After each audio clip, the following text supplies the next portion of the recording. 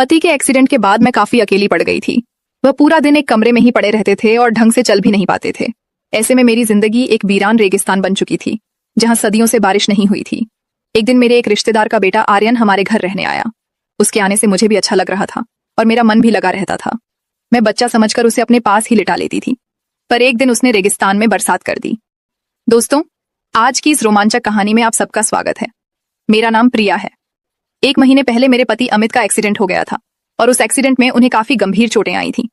पति की चोट के बाद मैं एकदम अकेली पड़ गई थी। वह पूरा दिन एक कमरे में ही पड़े रहते थे और चलने फिरने में भी असमर्थ थे। एक दिन मैं घर में बैठी थी, तभी दरवाजे की घंटी बजी तो मैंने दौड़कर दरवाजा खोला। मेरे सामने लगभग 20 साल का एक नवयुवक खड़ा था। उसने वहीं खड़े खड़े दरवाजे के बाहर से ही अपना परिचय दिया। वह बोला, भाभी जी, मेरा नाम आर्यन है। मैं प्रकाश अंकल का बेटा हूं। शायद अंकल ने आपको मैसेज भेजा होगा। मुझे तुरंत प्रकाश अंकल का वह मैसेज याद आया। मैंने उससे कहा, हाँ आओ, अंदर आ जाओ। और इतना कहकर मैंने दरवाजे पर जगह बना दी। आर्यन संकोच करता हुआ अंदर आ गया। वह बोला, भाभी जी, मैं आज ही यहाँ आया हूँ। आपको तकरीबन 8 साल पहले देखा था। तब मैं स्कूल में पढ़ रहा था। आपकी शादी का कार्ड हमारे घर आया था। तब मेरे हाई स्कूल के एग्जाम थे, इसलिए आपके विवाह में शामिल नहीं हो पाया था। मैं यहाँ कॉलेज की पढ़ाई के लिए आया हूँ और यह लीजिए, अंकल ने यह सामान आपके लिए भेजा है। और इतना कहकर उसने मुझे एक बैग पकड़ा दिया। बैग से बगीचे के ताजा फलों, सब्जियों और अचार वगैरह की बड़ी ही अच्छी खुशबू आ रही थी। मैंने खूब खुशी से आभार जताकर बैग ले लिया और उसको चाय नाश्ता वगैरह दिया। इसी बीच मैंने जोर देकर उससे कहा, तुम यहीं पर रहो। मैं तुम्हारे अंकल को कह चुकी हूँ कि तुम्हें सब कुछ तैयार मिल जाएगा। तुम बस अपनी पढ़ाई लिखाई पर ध्यान देना। आर्यन यह सुनकर बस एक बार में ही मान गया, मानो इसी बात को सुनने के लिए बेचैन था। वह उठा और जल्दी से अपना सारा सामान जो उसने बाहर रखा था झट से अंदर ले आया। उस पूरा दिन आर्यन बस अपना कमरा ठीक करता रहा। कुछ ही देर बाद वह यहाँ अपनापन महसूस करने लगा था, मगर उसका दिल यहाँ इतनी जल्दी लग जाएगा ये मैंने सोचा ही नहीं था। अगले दिन आर्यन को मैंने अपने पति अमित से मिलवाया। आर्यन ये सोचकर हैरान रह गया कि कमाल है, कल दोपहर से रात तक इनकी कोई आवाज तक सुनाई नहीं दी। इस घर में भाभी के अलावा कोई और इंसान भी रहता है, यह मुझे महसूस तक नहीं हुआ। मैंने आर्यन की सोच में सावधान डालते हुए कहा, दरअसल बात यह है कि इनका एक गंभीर एक्सीडेंट हुआ था और तब से यह बेड पर ही पड़े रहते हैं। ये दिन भर तो सोते रहते हैं और रात भर जागते रहते हैं, मगर कल शायद ज्यादा दवाइयों की वजह से वह दिन भर और रात भर सोते ही रहे। दिन कुछ ऐसे ही गुजर रहे थे। मैं आर्यन के आने से बहुत खुश थी। 2 लोगों के इस सुनसान घर में कुछ रौनक सी आ गई थी। आर्यन स्वभाव का काफी अच्छा था और मेरा बहुत ख्याल रखने लगा था। एक रोज की बात है कि मैं किचन में काम कर रही थी और गाने गुनगुना रही थी। तभी आर्यन रसोई में आकर मेरा हाथ बटाने लगा। मैं हंसकर बोली, आर्यन, तुम अभी बच्चे हो, तुम्हारा काम है पढ़ना और सिर्फ पढ़ना। तुम ये सब काम मत करो। जवाब में उसने कहा, हाँ भाभी, पढ़ना तो मेरा काम जरूर है, मगर मैं इतना भी बच्चा नहीं हूं। मैं पूरे 20 साल का हूं। मैंने आश्चर्य से आर्यन की ओर देखा तो वह बोला, हाँ भाभी, मैं अब कॉलेज में पढ़ता हूं। अब मैं बच्चा नहीं रह गया। यह सुनकर मैं बिल्कुल चुप हो गई। एक दिन बातों ही बातों में आर्यन मुझसे मेरे पति अमित के बारे में पूछने लगा कि उनको क्या हो गया था, ये एक्सीडेंट कब और कैसे हुआ था। मैंने उदास होकर कहा, पहले वे बिल्कुल फिट थे और हमारा सारा कारोबार वह अकेले ही देख रहे थे। सब अच्छा चल रहा था और हम हंसी खुशी एक साथ रह रहे थे। फिर एक दिन कुछ ऐसा हुआ कि जब वह कारखाने से वापस घर लौट रहे थे तो रास्ते में उनका एक्सीडेंट हो गया। उस एक्सीडेंट के बाद से हमारी जिंदगी और घर के हालात दोनों ही बदल गए। उनको पैरों पर काफी चोटें आई थीं।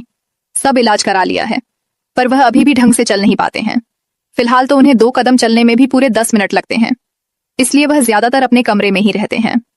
सप्ताह में 3 दिन फिजियोथेरेपी कराने वाला आता है और बाकी समय में वह फिल्में देखते हैं और किताबें पढ़ते हैं। डॉक्टर ने कहा है कि समय लगेगा, पर वह धीरे धीरे ठीक हो जाएंगे और आराम से चलने लगेंगे। आर्यन ने यह सुनकर उनकी तरफ देखा। वह जानता था कि हमारी शादी को मुश्किल से 5 साल ही हुए होंगे। वह बोला, भाभी जी, आपकी शादी को तकरीबन 5 साल ही हुए हैं ना? मैं बोली, हाँ 5 साल हो गए हैं। वो बोला, मुझे भी याद है भाभी, उस समय मेरे एग्जाम चल रहे थे और इसीलिए मैं आपसे मिल भी नहीं पाया था। मैं शायद स्कूल में पढ़ता था, तब मैंने एक बार आपको देखा था।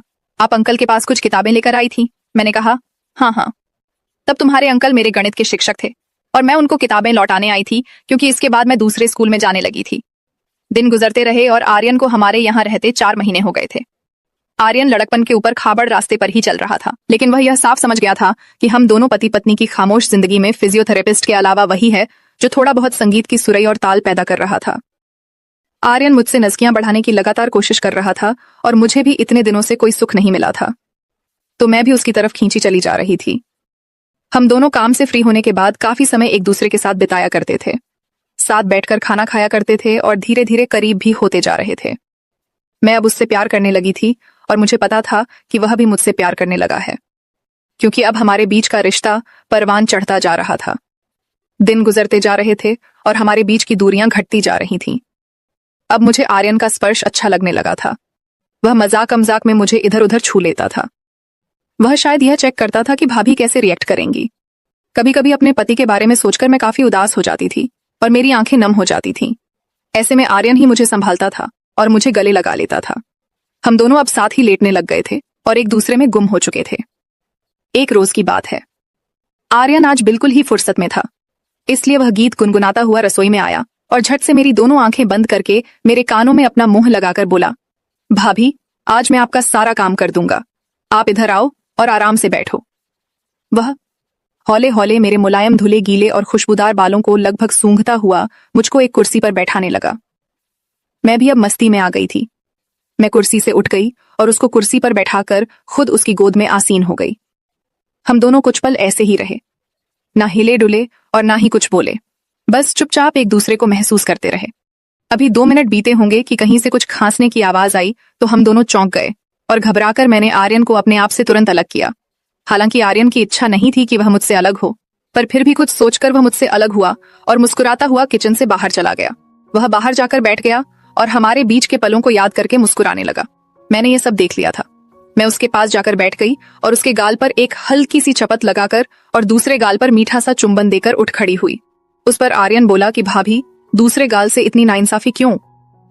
वह अपनी जगह से खड़ा हो गया और मेरे बगल में आकर काम करने लगा। वह बार बार मुझे छू रहा था। मेरे बदन में तो जैसे बिजली दौड़ रही थी।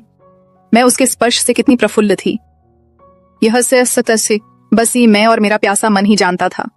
मैं तो ऐसे अद्भुत अनुभव को तरस ही गई थी। मगर उस सुबह आर्यन ने मेरा सारा अधूरापन दूर कर दिया था। कई महीनों बाद आज रेगिस्तान में बरसात हुई थी और जम के हुई थी।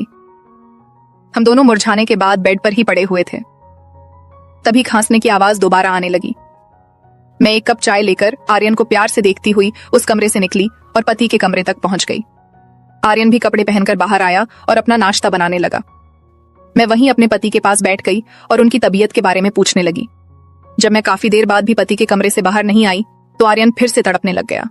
उसने जानबूझकर किचन में बर्तन गिराने शुरू कर दिए, मगर मैं उसके इस इशारे को सुनकर भी उसके पास नहीं गई। मैं अपने पति की दोनों हथेलियों को सहला रही थी, पर मुझे ऐसा लग रहा था कि मैं आर्यन की हथेलियों को सहला रही हूं। मैं आर्यन के साथ बिताए हुए पलों में खोती जा रही थी और अपने आप से बोल रही थी कि प्यार हमारे जीवन में बिल्कुल इसी तरह आना चाहिए। किसी उन्मुख झरने की तरह मेरे भीतर गुदगुदाहट सी छा रही थी। लेकिन मैं इस बात से बिल्कुल ही बेखबर थी कि मेरे पति को मेरा यह बर्ताव बेहद अजीब लग रहा था। वह भी यह महसूस कर रहे थे कि मैं अचानक से बहुत ही खुश रहने लगी हूं। मैं उनके साथ भी नहीं लेटती थी और अगर लेटती भी तो उनकी तरफ पीठ करके लेटती थी। मैं नई नवेली दुल्हन सी बन चुकी थी और मेरे तेवर और मेरे अंदाज मेरे पति को हैरान कर रहे थे। आर्यन भी, जो शुरू में उनसे कभी कभार 1 सेकंड के लिए ही मिलता था, वह अब कंधे भी दबा रहा था और चाय भी पिला रहा था। एक दिन रसोई में मैं चाय बना रही थी, तभी आर्यन ने आकर मुझे पीछे से अपनी बाहों में भर लिया और मुझे चूमने लगा। मैं भी उससे लिपट गई और हम दोनों एक दूसरे में खो गए। तभी खट की आवाज आई। इस आवाज से आर्यन चौंक गया। हम दोनों एक दूसरे से अलग हुए और हंसने लगे। आर्यन के प्यार को पाकर मैं बहुत खुश थी। पहले जो मुझे अपनी जिंदगी एक बोझ सी लगती थी, आज वही जिंदगी मुझे फूल सी, बादलों सी और रुई के फाहे सी लग रही थी। मैं आर्यन के यहाँ आने को कुदरत के किसी करिश्मे की तरह मान चुकी थी। आर्यन को यहाँ आए 1 साल पूरा होने जा रहा था और मैं उससे मिलकर निखर सी गई थी। अब हमारा पूरा जीवन मस्ती से सराबोर हो। दोस्तों, पहले पार्ट में आपने नेहा की अकेली जिंदगी और आर्यन के आने का किस्सा देखा। अब नेक्स्ट पार्ट में क्या होगा, ये जानने के लिए वीडियो को लाइक करें, चैनल को सब्सक्राइब करें और बेल आइकन दबा दें। जल्दी मिलते हैं अगले पार्ट में।